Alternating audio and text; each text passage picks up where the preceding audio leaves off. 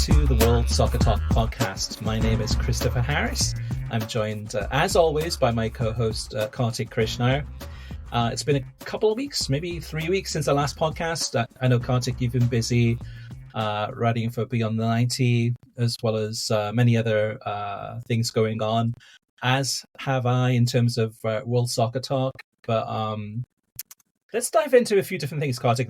There's a lot to talk about. I just got back recently from a visit to Germany, where I went to a RB Leipzig game against Borussia Dortmund in the Bundesliga. All right, Kartik, let's move on to the listener mailbag section. We've got a few comments here from some of our listeners. Zechariah says, I just wanted to share my perspective on why I have not purchased MLS Season Pass on Apple. As a Pacific Northwest footy fan who follows the Sounders, usually goes to at least 2 matches in person each season, and was there for the 2019 MLS Cup. The stunt MLS pulled with the US Open Cup was insulting to the oldest soccer competition in North America. Toss in the fact that Seattle has not done well and the first half of the MLS season often doesn't matter. Why should I give Garber my money to enable his vendetta against the game in North America? My plan is to purchase a pass for MLS Season Pass after Leagues Cup, should I decide to actually give a flip about the season.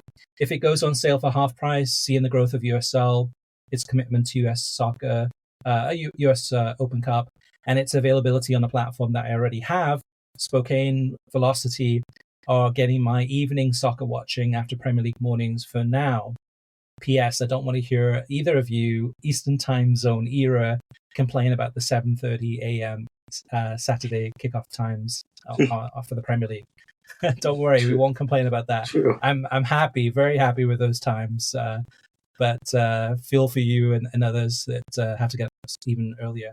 So, Kartik, there's an example of somebody that goes along exactly with what you've been saying, getting more into watching USL games and holding off on subscribing to MLS Season Pass. Yeah, I'm picking up a lot of anecdotal evidence about that, and I can just tell you from my own experience of conversing about lower division soccer. It used to be like, who cares? It's a minor league type thing, and now it's people are genuinely interested in it. And this whole minor versus major league mindset in the United States is being broken down now at this point, because what other minor league? I mean, are there AAA baseball games on over-the-air, free-to-air national television? I mean, are there tons of AAA baseball games on ESPN Plus and on CBS Sports Network? I can't. And ESPN2 actually also has USL games this summer. I can't find them. So there just seems to be these are the unintended consequences of MLS going with Apple, right? Maybe we should have seen that leaving the door open would be something that USL, who I have been very critical of their inability to sell sponsorships and get on television previously, something that just absolutely benefited them. And we're seeing more and more evidence of it just from my own personal conversations and some of these comments we're getting in the mailbag each and every week. Next up is Dan Floyd. Dan says, following a point that was made during your latest episode from a slightly different angle, MLS Season Pass suffers because that's all you get when you pay for it. The other side is, how many people are likely subscribing to Paramount Plus, ESPN Plus, etc., for reasons that don't involve soccer, but are attracted to the added value of the soccer content? Most are not soccer-first subscribers. Also, some of the way USL broadcast is expanding reminds me of the days when ESPN might show a midweek game for a lower college football conference. They craved the exposure, and it was a big event at those schools. I wonder if Golasso would have the opportunity to add Pluto channels for lower division soccer, NPSL, UPSL, etc., and maybe a Deportes type channel that would feature Central American Pro Leagues, for example. That content could be very low cost in a free ad-supported model, a free ad-supported television model, and you make some sense. The league might just be excited for the exposure and could use it as a boost, as a way to boost engagement. Thanks for what you do. So there's another one, Kartik, that talks about in terms of basically USL and what do you think? A lower college football conference comparison, perhaps? It's got the feel of, let's just say, the MLS is MLS is not the SEC, the Premier League's SEC. Let's say MLS was the Big 12, and the American Conference or Conference USA is USL. They're now getting more exposure because the equivalent of the Big 12 has chosen to go exclusively to streaming and to a streaming partner that's not mainstream. I can't stress this enough. Apple TV Plus doesn't have the numbers or actually the kind of initiative to acquire things that that other streaming services do. I mean, the Peacock is another one which has pretty low numbers, although they're higher than Apple TV Plus. But they have done some things that have impressed industry analysts recently to say, okay, Comcast and NBC Universal, they're serious about making Peacock a player versus the Netflixes, versus the Amazon Primes, versus the Maxes and others. Apple TV has not done that. So, and again, that doesn't mean industry analysts are always right, because oftentimes they're not. But nonetheless, it's just not something that's in the mainstream. And you've got now, as Dan points out, you've got USL taking advantage of this, like one of those rogue, or if you want to call them rogue or lower tier conferences in college sports, which eventually became mainstream. I mean, you could argue that conferences like the American in college basketball have emerged because of their ESPN TV deal as viable players. So there are really a lot of things to consider here, and you can't make MLS was not in the market position maybe they thought they were in, or that their proponents think they're in, to where they could make this deal and be the trendsetter, as I said earlier in the show, and leave the door open for others. Next up is Scott. Scott says, I love the podcast, and the most recent podcast brought me to this realization. For me, it comes down to one thing and one thing only, which will get me to watch and consider subscribing to MLS Season Pass. That one thing is a team in my local area of Detroit, Michigan. Adding stars such as Messi or Beckham to the league won't do it, even if MLS Season Pass was available on every streaming service for free. The lack of a team in the city-state, in my city and state, is the main reason no one in this area follows the league. Until they do this, I will continue to follow the European leagues and will not follow MLS without a local team. USL is capitalizing on this with Detroit City FC and making them available to watch all games either on local or national broadcasts. So, Kartik, I guess that there is that perception that, and this is in Miami too, in the Miami area, a lot of fans kind of felt before there was Inter Miami that we had no team, that we didn't have a local team. And what they mean by that, and I think Scott does too, is we don't have a team, but you do have a team. It's just not a Major League Soccer team. So, you mean USL, obviously professional league with professional teams, but I felt that for a while from a lot of people, is that kind of when they talk about we don't have a professional soccer team, what they're saying is we don't have a professional MLS team. And I guess being Division One, with that comes that credibility, right? Kind of that level that people are striving for. But Scott's point about, you mean, if you don't have a local team, you mean, why should you or others bother watching MLS Season Pass? Yeah, but it was a little backwards in South Florida, because there were people who would watch MLS and not go and watch the local teams, and we always had a professional team locally. Don Garber himself, to his credit, said to the MLS to Miami folks, hey, you want MLS here? Go watch the Fort Lauderdale Strikers. Go support them. He said that publicly to them. Yeah. So I don't necessarily blame MLS for that, but I do, or don't blame Garber for that, but I do think MLS has created the perception, or had created the perception at that point, I should say, that they were the only pro soccer game. And that's going back to my time as NASL communications director, which I referenced earlier. That was my frustration. You know, we would have to try and tell people At the time, we had a team in Atlanta and we had a team in Minnesota. The Minnesota team ended up being the team that moved to MLS, actually. Hey, we are actually first division in your markets. And a lot of people are like, nah, we'll just wait for MLS. Now, what I see totally differently 10 years later is that is not the perception anymore in these markets. People in USL markets are saying, well, we have professional soccer. We're going to go watch our local USL team. Again, while that has been a long process, I do think it relates directly to the Apple thing, because I think USL had been trying to make the same points we made as NASL. Maybe they were having a little more success than we did because the market had become more mature. People understood the sport a little better. They understood that you can have a second and third divisions in soccer, and it's not like AAA baseball or AA baseball in traditional American sports. And then MLS disappeared from their television screens, and USL was on their television screens, and it just added a level of credibility. To Chris's point, sorry, not Chris, to Scott's point, this is a big part of the local team strategy for USL. I want to give the teams credit more than I want to give the league credit, although the league has facilitated some of it. I know a lot of our listeners think that streaming is everything, and I get a lot of people are cord cutters. I totally get that. But there are still tens of millions of people in this country who pay for cable subscriptions. Tens of millions of people pay for cable or satellite subscriptions. There are still people who watch local television. There are still people who don't necessarily watch regional sports networks, but watch local linear channels in their markets. And USL clubs have wisely positioned themselves to where they're on those stations. Detroit, the example Scott brings up, every single Detroit City game is on television. Every single one. If it's a national broadcast on CBS Sports Network or ESPN2 or CBS over the air, and Detroit's going to have a game on CBS over the air this year, by the way, against Phoenix, then it's not on the local broadcast, but it's on television. The rest of their games are all on their local CBS channel.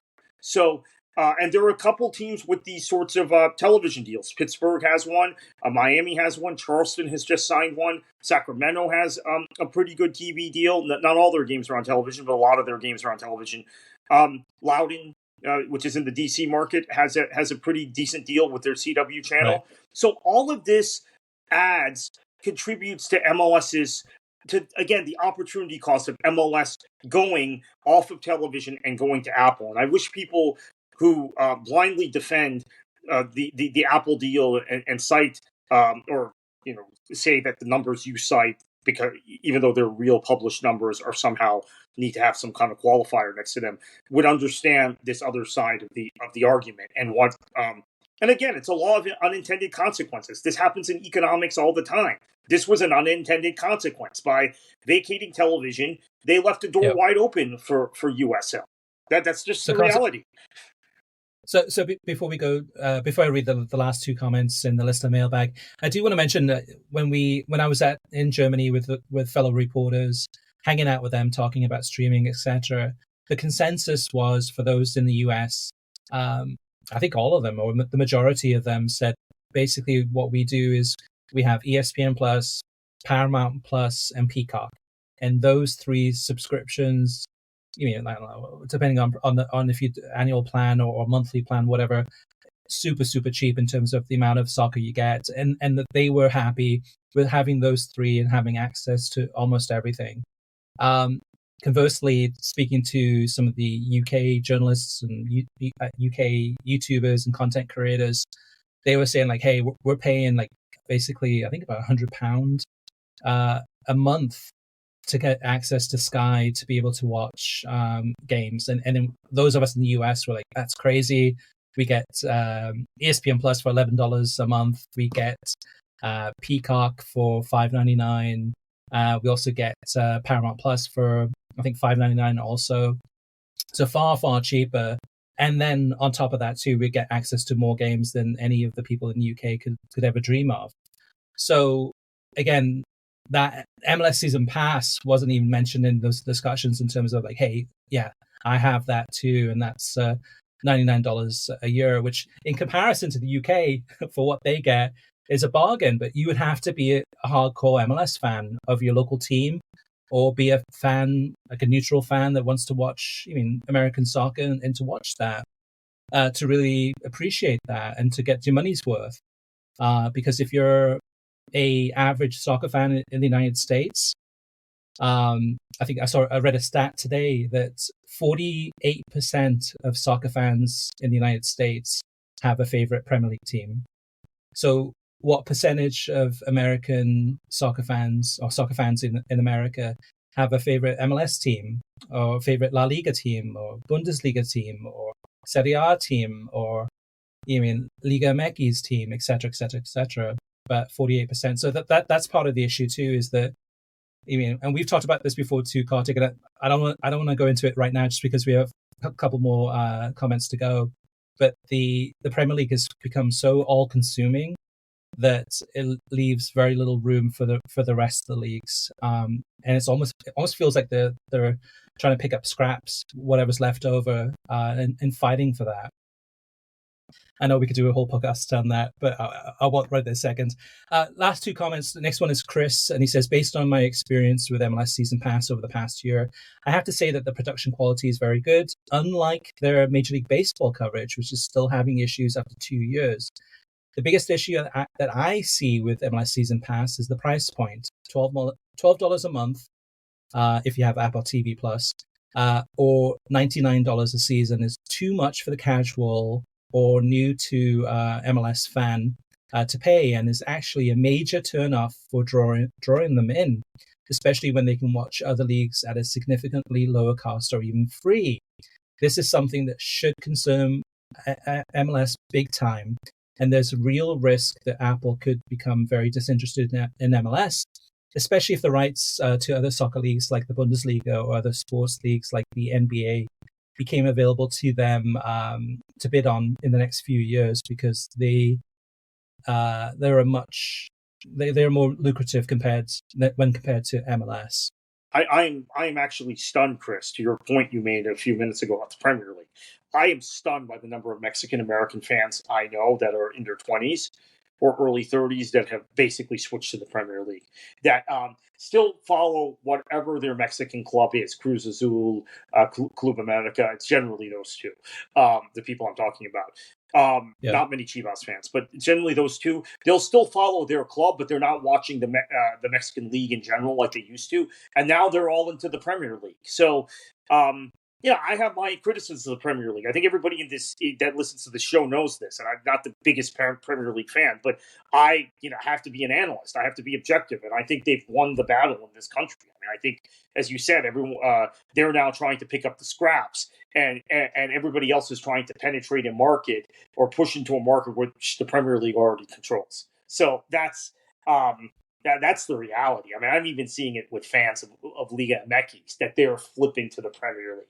And I have to think, we've talked a lot about USL taking MLS fans in this podcast. I have to think there's probably even more fans that since MLS went to Apple, have just switched to the Premier League because of, interestingly enough, NBC had thrown a lot of matches on Peacock, and they were showing less matches on NBC over the air until the Apple deal. In the last 2 seasons, we've seen an uptick in matches on NBC, and we're seeing fewer and fewer big matches on Peacock. I mean, the really big matches they're still doing it with, which annoys people, but still, generally every window that can have a match on USA, Chris, now does. And that wasn't the case 2 seasons ago. So, you would have a Chicago PD or whatever it's called, airing while there were Premier League matches on Peacock 2 seasons ago. That's not the case anymore, right? Maybe they actually arbitrarily select, like they did last week. They selected another game instead of Liverpool-Everton, which kind of annoyed me, and I had to watch Everton-Liverpool on Peacock. But they recognized the situation. So I think that this is just all indicative of kind of a consolidation of much of the market in the United States behind the Premier League.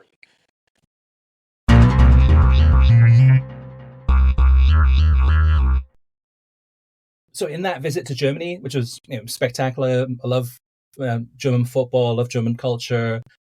In those meetings I had with RB Leipzig and actually Dortmund too, I met with Dortmund also.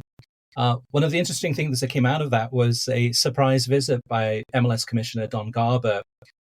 who was visiting Germany to meet with Adidas, as well as to meet with RB Leipzig and their executives. So I had a chance, along with reporters from The Athletic, The Daily Mail, AFP, to sit down with Don Garber and ask him some questions. One of the questions I asked him was about his thoughts in regards to Javier Tebas's comments about wanting to play games in the US. And Tebas, for those who may not have seen it, Tebas had told a Spanish newspaper, I think it could be in the 2025-26 season, but La Liga will play official matches abroad. A official match in the US will strengthen our position in the North American market, which is the second biggest market for La Liga after Spain.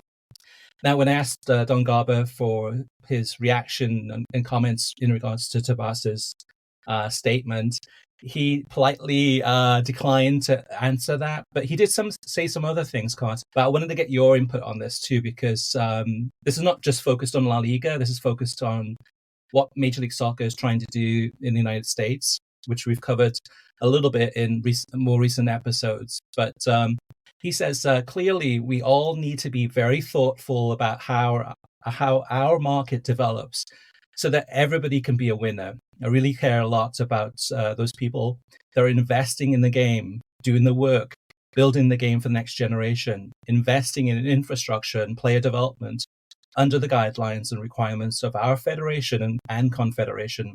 I do like order.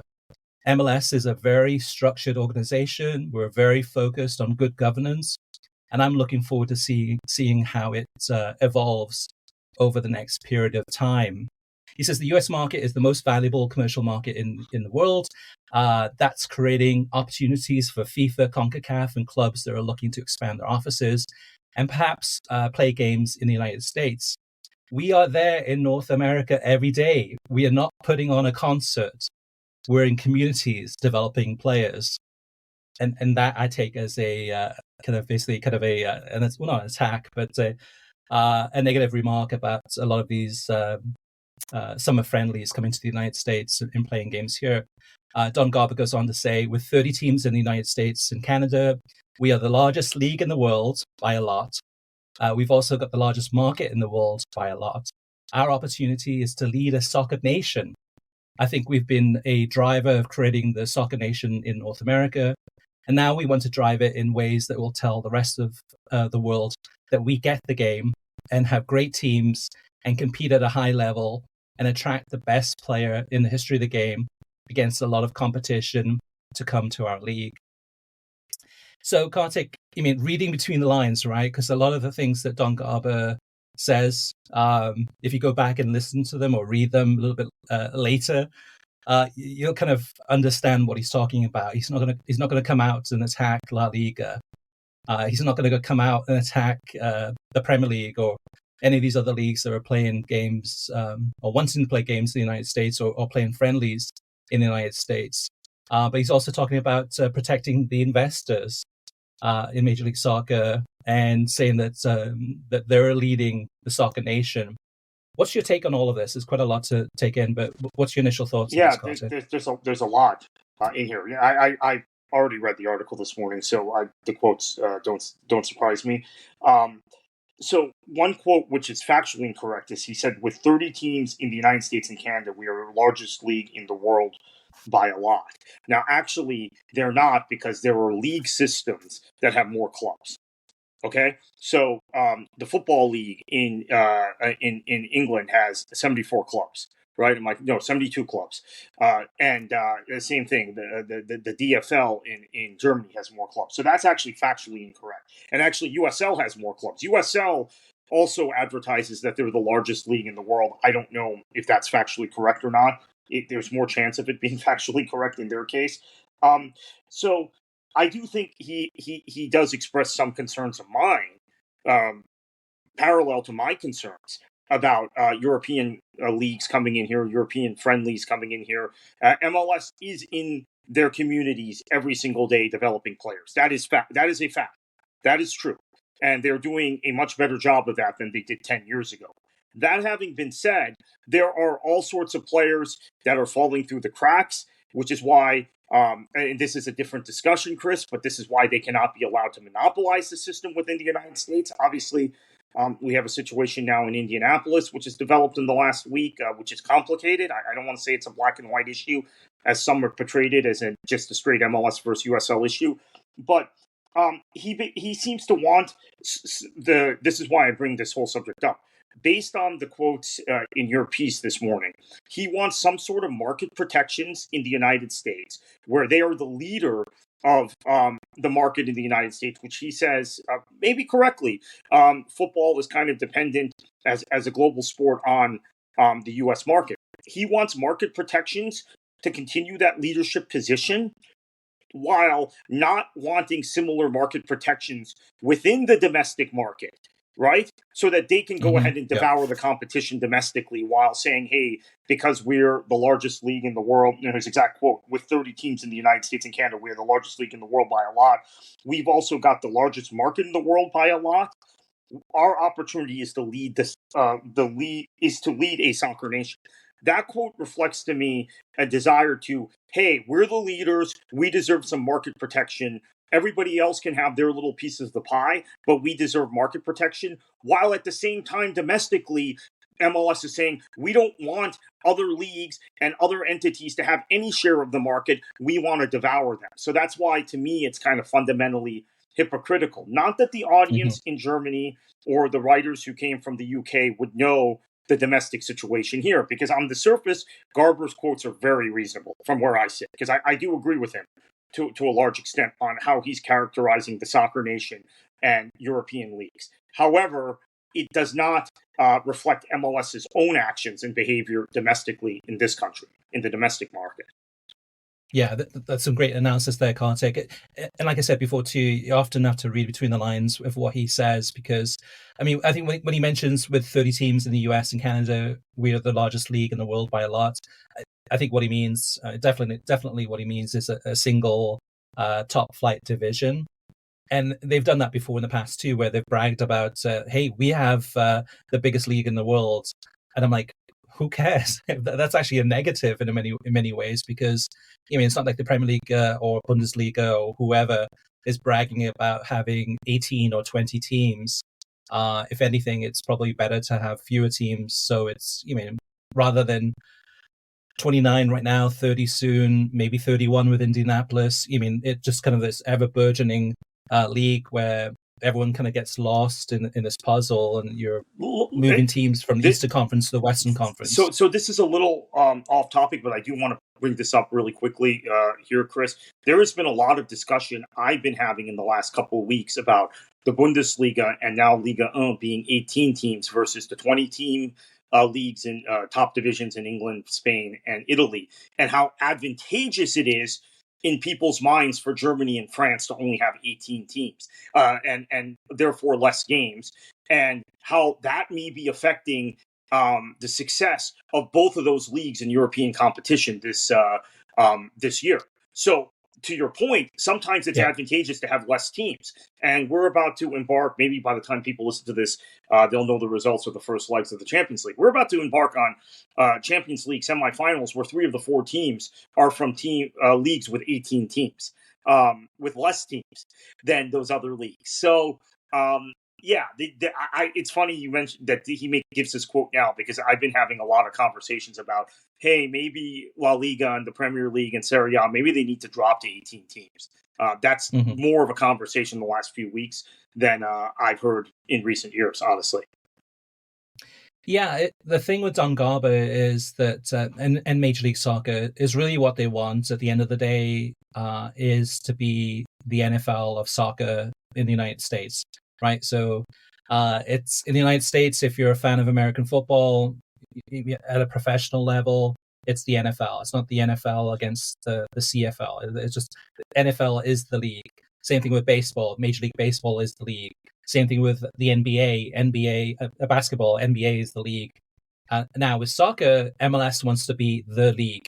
However, we know obviously the competition that they have from globally, where Major League Baseball, NFL, and to a lesser degree NBA doesn't have that really kind of global competition.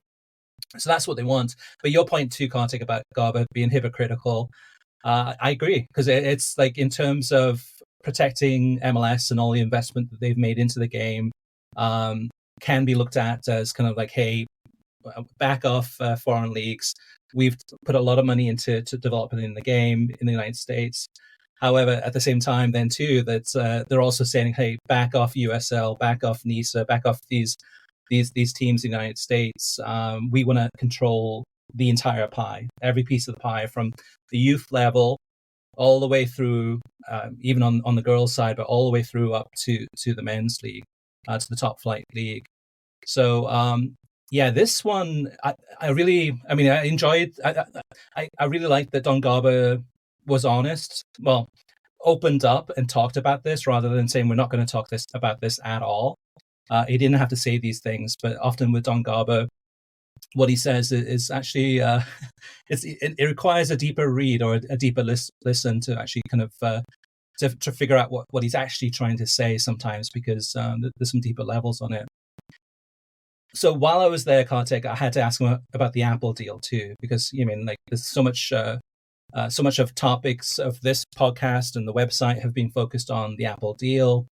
I asked him more from a German angle, which was that we reported last year that Apple had been in talks with the Bundesliga. Nothing too serious, but just having talks, finding out a little bit more about each other, just learning about what Apple's doing, learning what the Bundesliga's doing. At the same time, just this past week or so, there was a report that the FIFA Club World Cup rights may go to Apple for the 2025 season. And we had an article at worldsoccertalk.com that said, like, hey, well, if they're going for the FIFA Club World Cup, why not the World Cup? Why not some of these other leagues and competitions that Apple could conceivably have the rights to in the future? So I asked Don Garber about that, and whether or not he would welcome the Bundesliga and the FIFA Club World Cup to be added to Apple in the future, if that was a possibility. And Don Garber says, we think Apple TV is the next generation for a productive, efficient viewer experience. And if Apple wants to, were to form partnerships with anyone else in the football world, I think it would be great for them, whatever partner they would sign up, and it'd be great for Major League Soccer. We were first movers in this space. That's an MLS quality.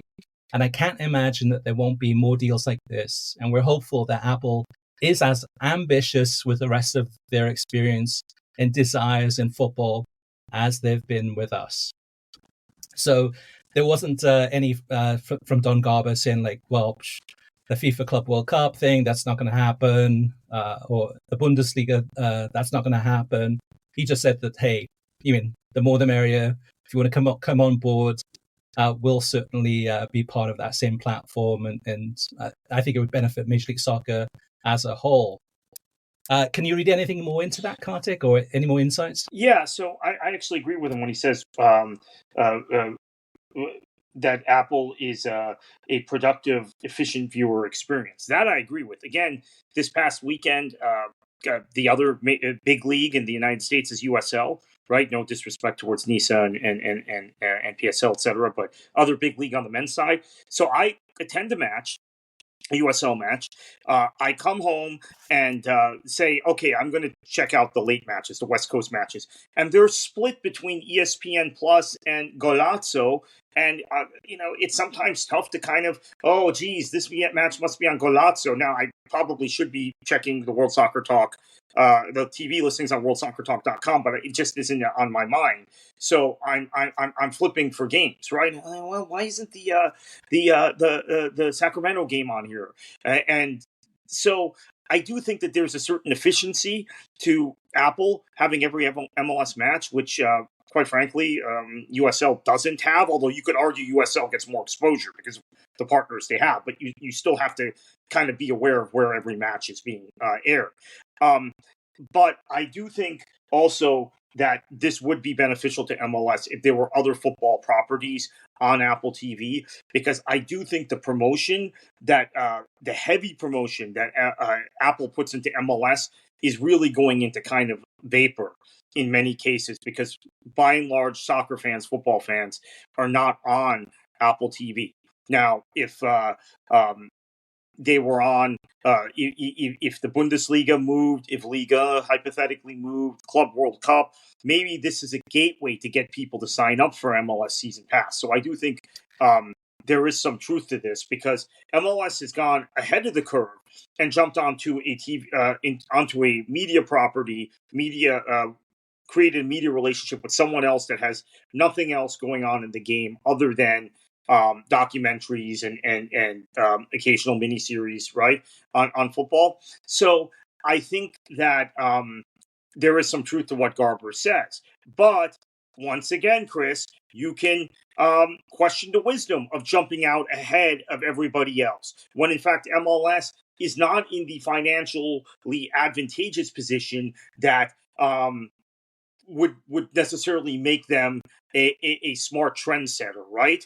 Maybe it's someone else who has a greater following and greater cash reserves and the ability to absorb not being on mainstream linear television in a big way for multiple seasons, that should have set the trend rather than Major League Soccer. But it is what it is. They've done what they've done. And I do agree with Garber's statement in the sense that this will help MLS if these other properties were on Apple TV. I find it interesting sometimes, like, just to ask people, like, so we had, basically, about 4 journalists from the US and on this media trip, as well as maybe 4 or 5 content creators. Some of them were YouTubers or TikTokers, but it was a group of journalists and media, mostly about half from the US and about the other half from Europe. And when we had some downtime, we did talk about streaming. That was a topic that came up naturally. Out of all the people that were there, in terms of MLS Season Pass, I think myself and one other journalist were the only ones that had MLS Season Pass. The journalist got it as part of the having a season ticket to his favorite MLS team. So we were the only 2 out of all these journalists and kind of content creators that had MLS Season Pass.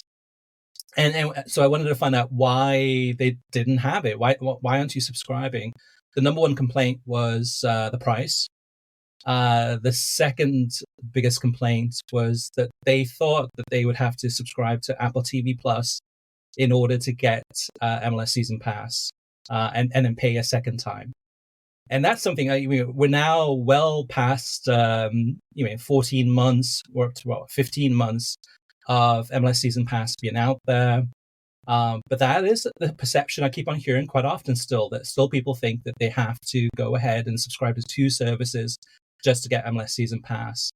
And they haven't been able to overcome that. They haven't been able to kind of break down those walls to really kind of educate everybody. Maybe it'll take a few more years at this rate.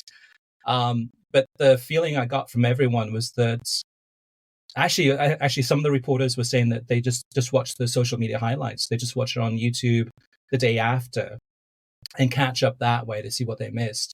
But the perception that I think Don Garber and a lot of people like to put out there is that the world is watching. Everyone's tuning in to see what's happening with Leo Messi, and it's not happening, can't it? Yeah, and Chris, this is where I get frustrated on social media, because you have these people who come back with any critique of TV number or TV numbers, Fox numbers, etc., saying, "Oh, well, there are hundreds of thousands of people on who are watching on Apple. They've sold this number of subscriptions," which, by the way, was last year, and a lot of it was Messi contingent. So we don't know the numbers for this year yet, because I'm just going to tell you this as someone who's actually sold sponsorships and tickets in this sport in the United States, that there was naturally a drop off from year 1 to year 2.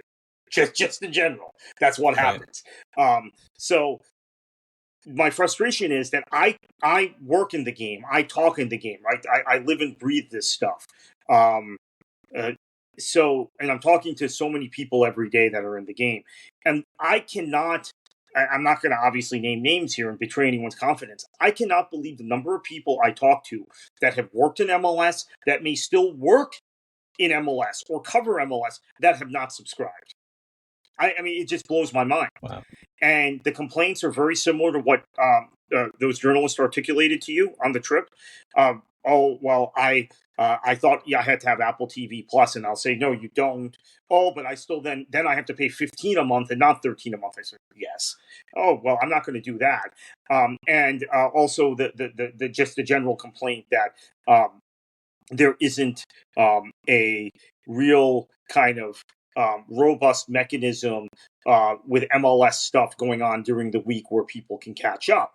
And it's to the point where I guess to a lot of these people, Chris, it's no different than going on the streaming services after the fact on Sunday and Monday and going back and watching USL matches or NWSL matches, the other two large leagues in the United States.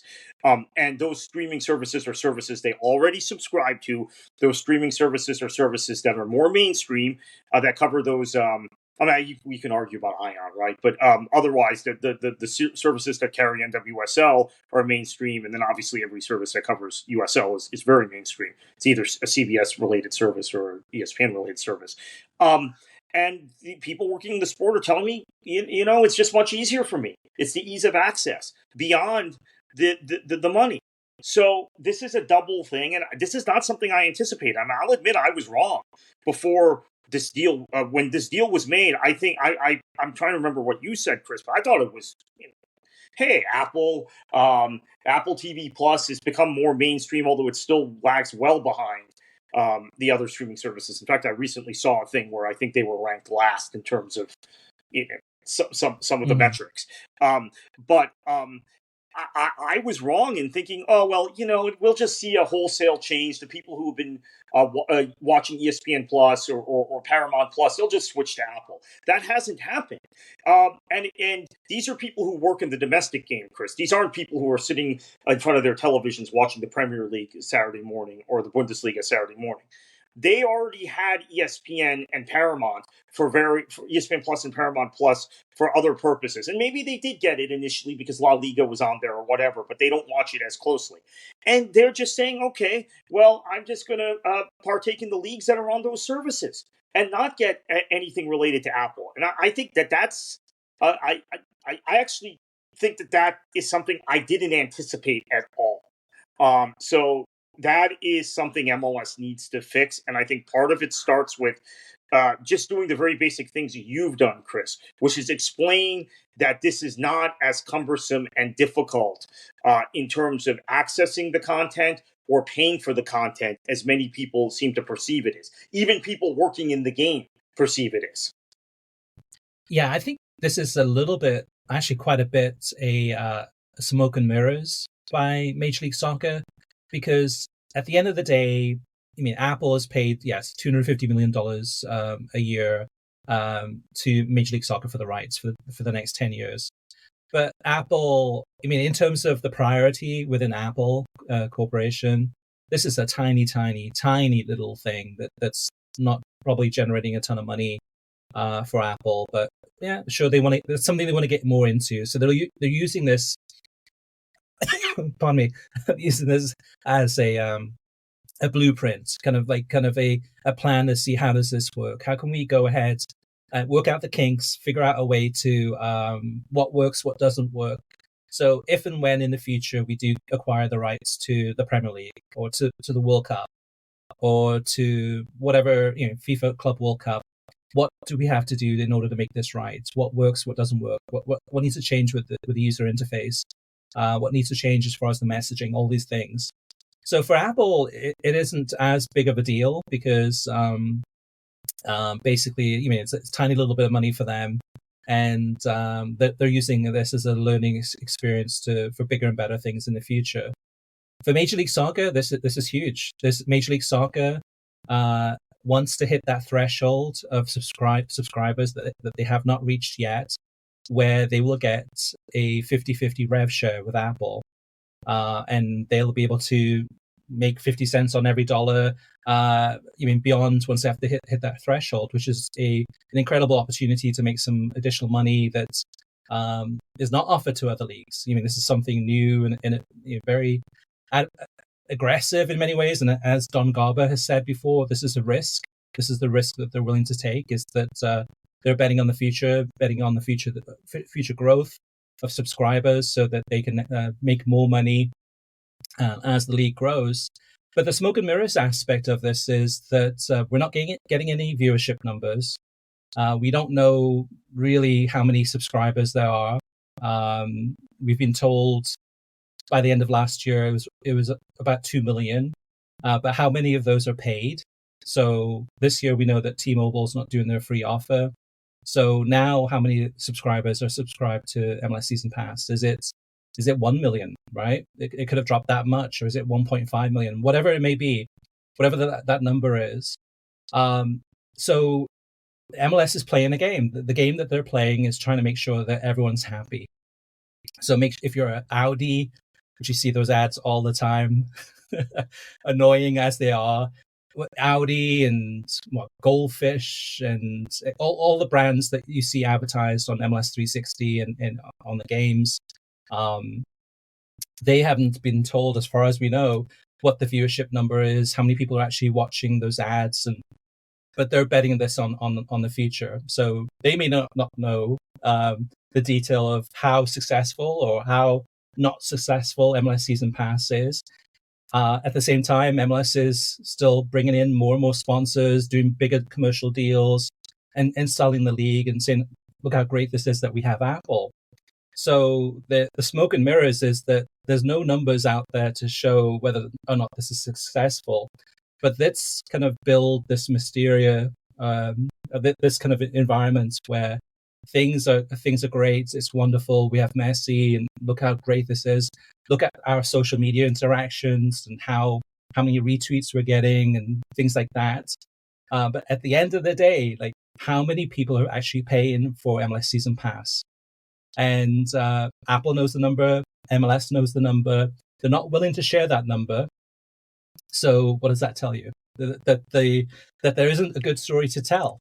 That they want to be very secretive. And at some point in the future, perhaps they'll release those numbers, or maybe they never will. But by building that smoke and mirrors and kind of making people believe that this is the most wonderful thing ever, they're winning the game.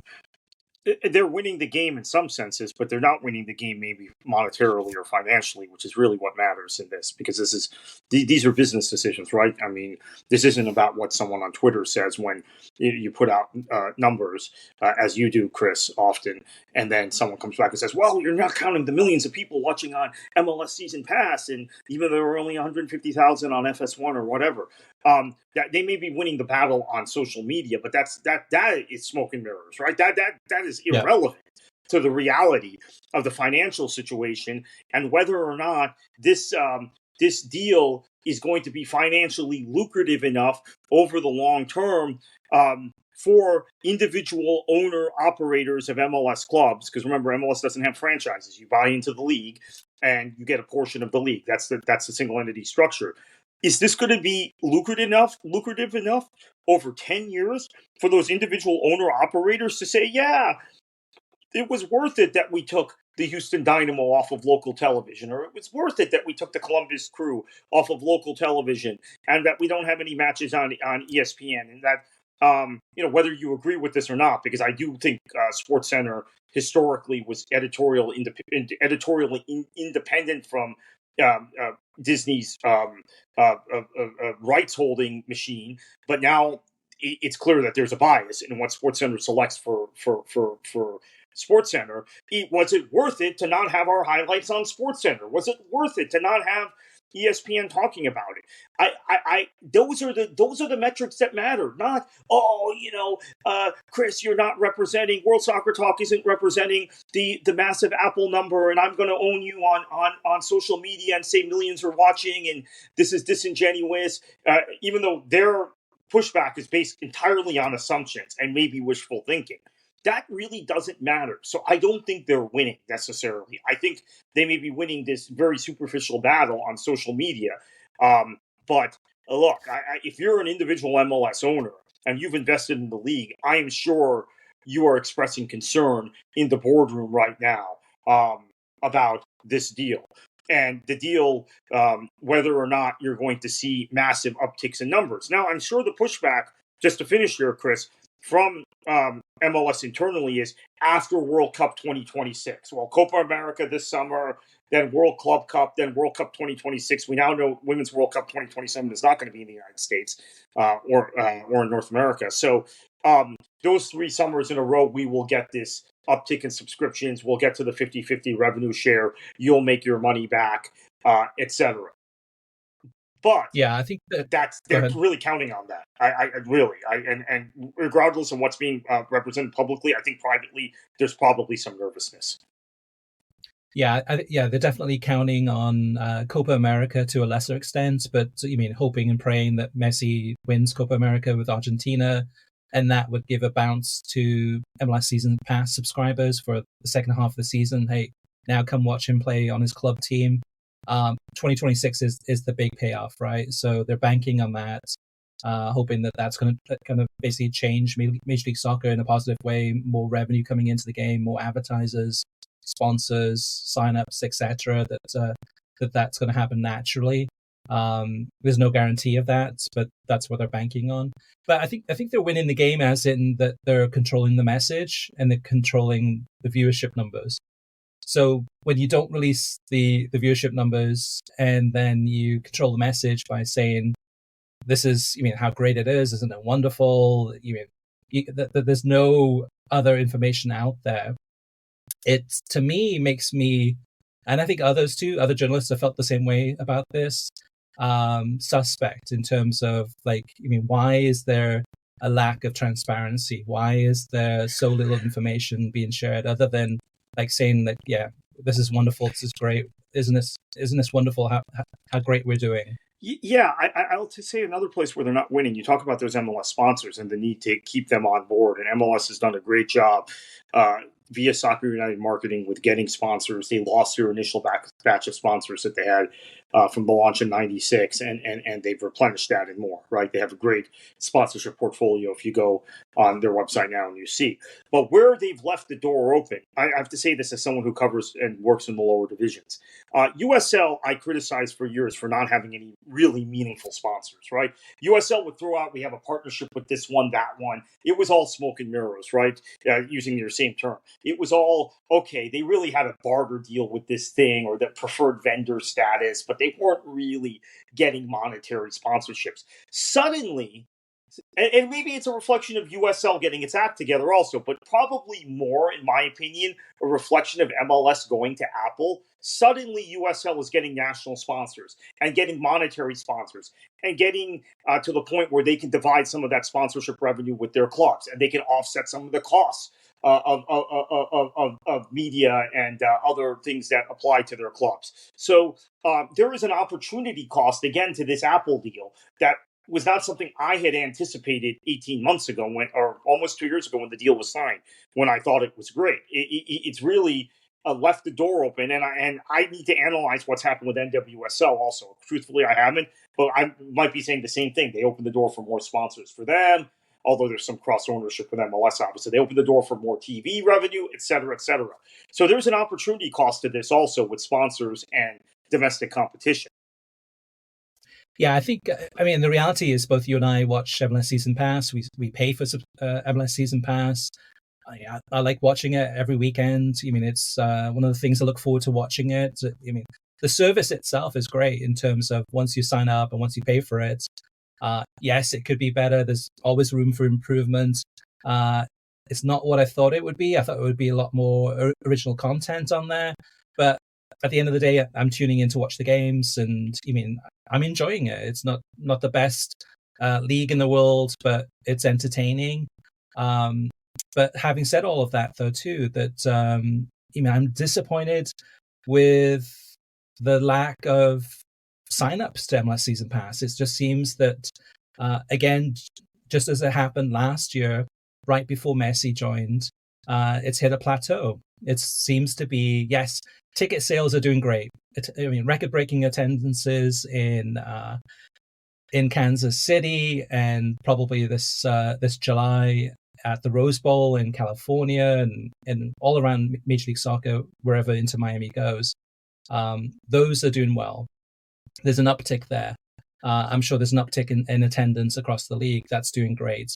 But where it matters the most for us, which is what we cover the most, which is the television and streaming side of things, I don't know. It just seems to have been the last couple of months since the season started. Once the first couple of weeks are over, no one's really talking about MLS Season Pass. It's really quiet out there. Yeah, and this is again to your point. I enjoy the product in terms of the matches, but again, I cover a USL team closely, so I'm at games more Saturday nights, so I'm not able to watch 360 live or any of that. And a team that has had a front-loaded home schedule. So I think during the summer I'll be able to watch more of Season Pass live. But I'm disappointed by the lack of original content. That's something I just did not anticipate. That was one of my big excitements about things, was that I said, okay, now MLS can have like a proper division, like like Premier League Productions, that produces all this content. I actually was involved in the development of one of Premier League Productions shows, Premier League World shows, when they featured a couple of NASL players who formerly played in the Premier League, and that this could be like NFL films, etc. And that just hasn't happened. And that is something that blows my mind. That hasn't happened, because that is the gateway in for so many people. I mean, I think people who've long-term been in television and media, including Seth Bacon, right, including the guy who's directing this at MLS, understand that normally you need some sort of magazine show or some sort of other content to hook people. Welcome to Wrexham. I know this becomes a sore spot with MLS fans whenever we bring up Wrexham, but welcome to Wrexham.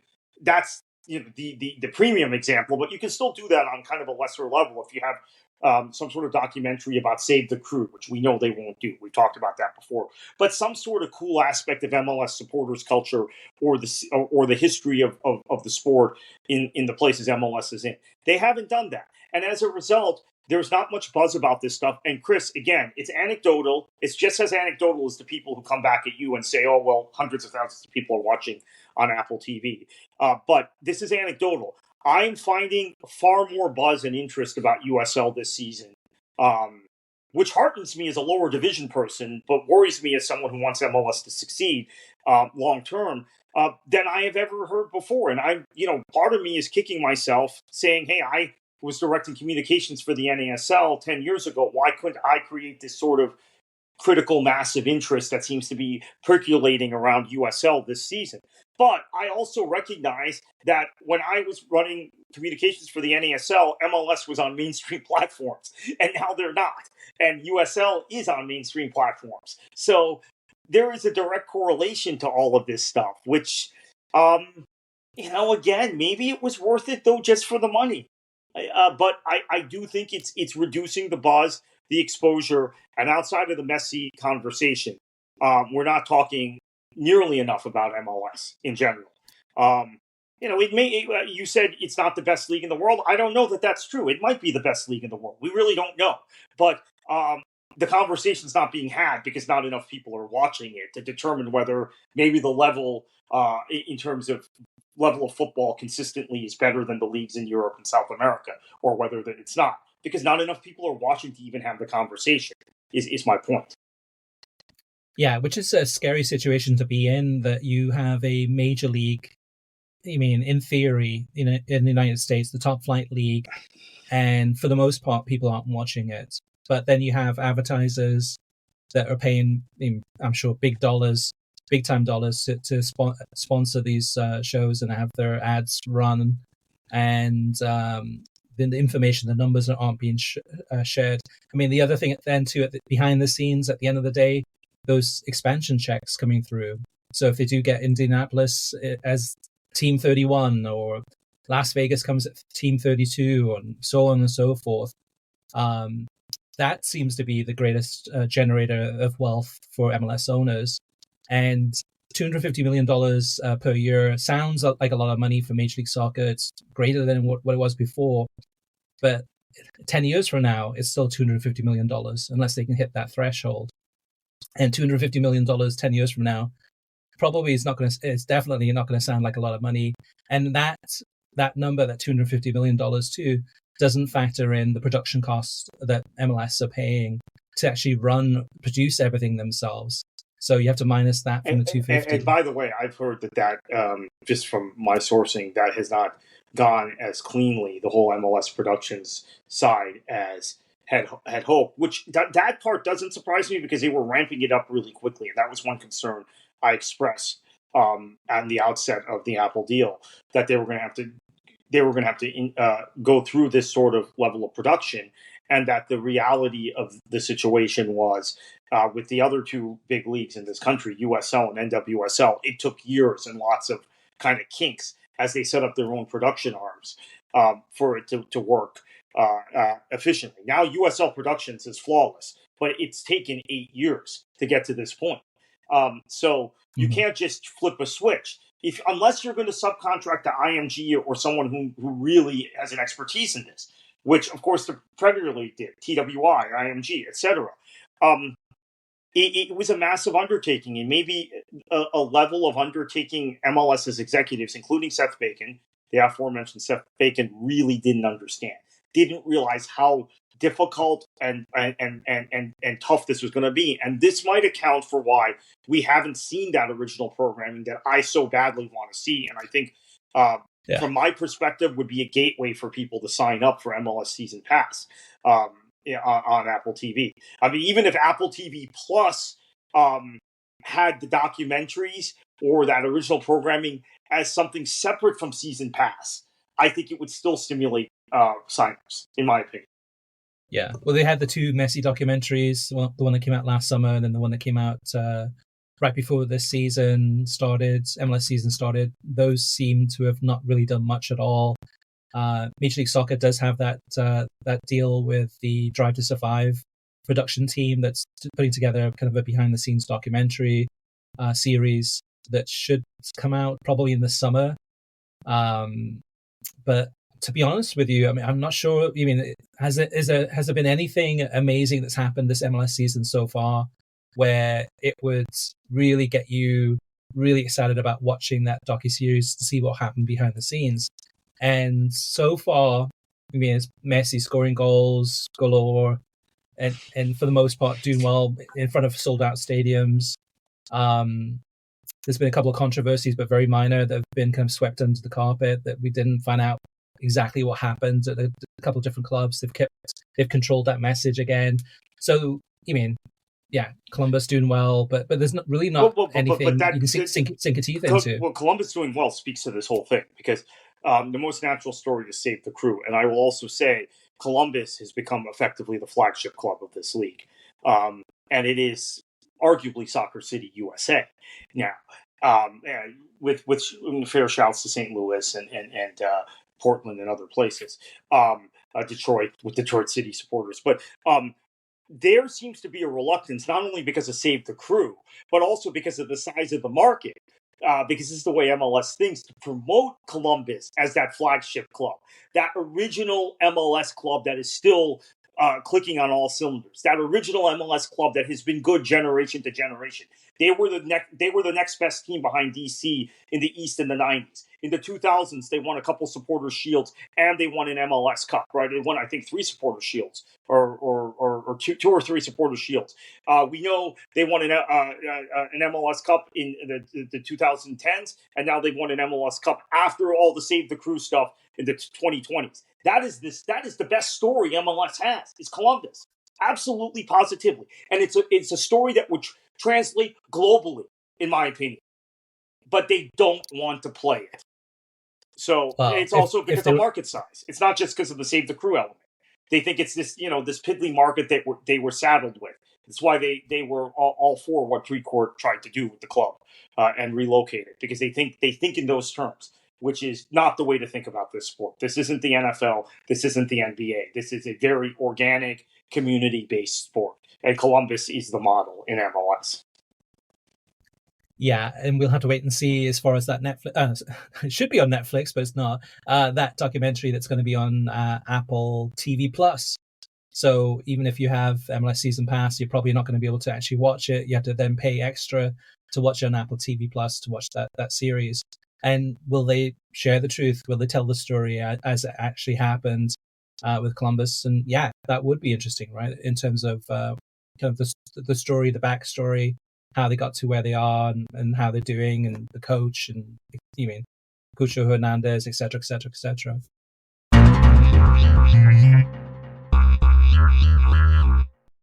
All right, Kartik and listeners, let us know what you're thinking. You can call us to leave a voicemail at 561-247-4625. You can email us at web@worldsoccertalk.com. Or you can post your comments on our website at worldsoccertalk.com in the podcast section in the most recent episode. If you're on social media, tweet us at World Soccer Talk. Post your comments in youtube.com/worldsoccertalk, or send us a message at facebook.com/World Soccer Talk. We'll read out your comments, notes, or suggestions on the next episode. Before we go, Kartik, what's going on at Beyond the 90? What are the listeners missing if they're not subscribed already? Yeah, lots of Soccer Wars content with the Indy situation.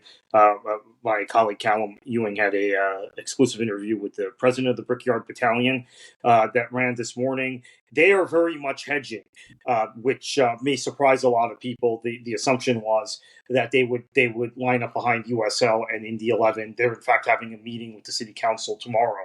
So there are a lot of nuances to the Indianapolis situation. It's not really a black and white USL versus MLS situation, although my preference still would be that there would be the USL club there and not the MLS club. We'll have to see what happens, in addition to other coverage of USL and lower division soccer, and possibly some coverage of Europe coming up. I still want to do a little more on Bayer Leverkusen, especially if they can see out this treble, which incredibly enough, we didn't talk about it on this podcast. Incredibly enough, once again, it's written in the stars, right? How they got that equalizer against Stuttgart, literally the last kick of the match. And that is, Chris, I believe, double-digit stoppage time goals now for Bayer Leverkusen this season. I think it's like 11 or 12 stoppage time goals. I have to actually go back and count. But offhand, I can think of at least 10. Unbelievable. What a team. Yeah. And I was watching that game at a sidewalk cafe restaurant in Leipzig, and just watching the game intently, thinking that finally, a team is going to defeat Bayer Leverkusen and break that record, and then they come back and score that injury time equalizer. Just everyone erupted in the street and in the cafe that was watching it, and you could hear people just shouting in excitement or just in groans as that happened. But really exciting times in the Bundesliga. In terms of coverage, worldsoccertalk.com. We have the story that goes more in depth about what Don Garber said, additional details. He talks about Messi, he talks about the growth of soccer in the United States. And we'll have stories this week too about RB Leipzig and their training academy and some of the things that's going on there. This past weekend, we interviewed Benjamin Sesko, so we got a story about that and his interest in the NBA, and much, much more, including RB Leipzig is coming to the United States this summer to play a friendly against Aston Villa at Red Bull Arena in Harrison, New Jersey, and a whole bunch of more details. So listeners, thank you for your patience. Thank you for listening. We'll be back probably in a couple of weeks. We've been doing fewer episodes, but they've been longer in content.